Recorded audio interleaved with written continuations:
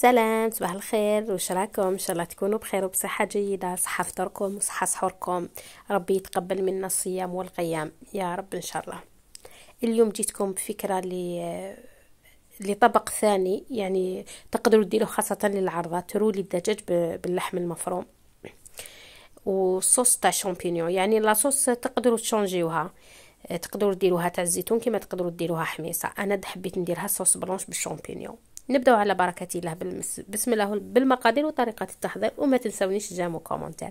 هنا نشد الاشوار ديالي، رايحه ندير فيه حبه تاع البصل، نضيف لها كميه تاع المعدنوس. هنا ما نقدرش نعطيكم يعني المقادير سوا لانه كل واحد على حسب الكميه اللي راح يديرها.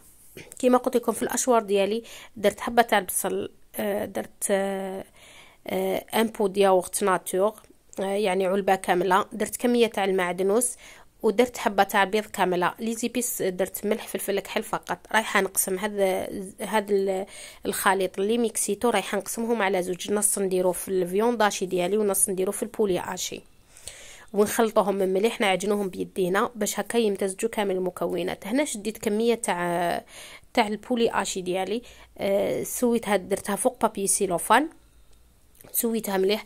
البودن اللي ديروه على حسب، الا حبيتو تفوروه لا حبيتو طيبوه في الفرن. انا درتهم دي بوده صغار باش نطيبه، باش نفورهم فوق داخل الكسكاس.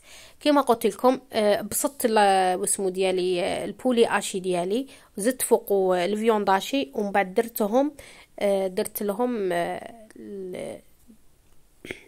درت لهم عفوا الجبن فخوماج.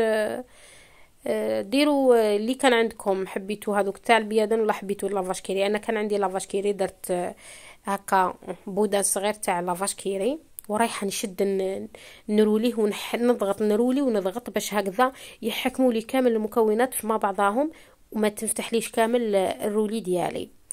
بعد ما حكمته قفلته في الجوانب في لي كوتي في زوج، رايحه نديرو في البابي الومنيوم كيف نضغط ونغلق مليح في لي كوتي. انا قلت لكم هنا درت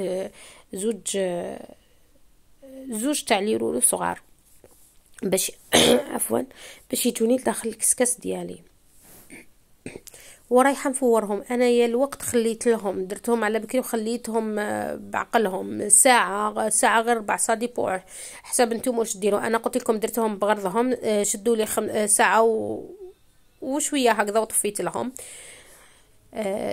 بعد ما بردوا مليح نخليهم، نحيهم من بابي سيلوفان والبابي الومنيوم، نخليهم يبردوا مليح، ومن بعد رايحه نجوز نحمصهم في الزبده والزيت، شويه تاع الزيت وشويه تاع الزبده، حمصتهم خليتهم يتحمروا مليح. هنا جست نوجد لاصوص اللي رايحه نكومبانيها معاه. درت انا هنا صوص بلونش بالشامبينيون. كنت قليت البصل تاعي كراميليزيتو مليح ومن بعد ضفت له كميه تاع شامبينيون كيف قليتهم مع بعضهم. ضفت لهم شويه تاع الملح، عفوا شويه تاع الماء، ولي زيبيس درت صوف الملح والفلفل الكحل. وهنا ندير لا كريم فريش وندير ثاني. انا درت شويه تاع الماء باش تجيني خفيفه لاصوص ديالي، وزدت لهم الفخوماج. هنا كميه الفخوماج ديروا حسبوا واش عندكم وتقدروا ما تضيفوش،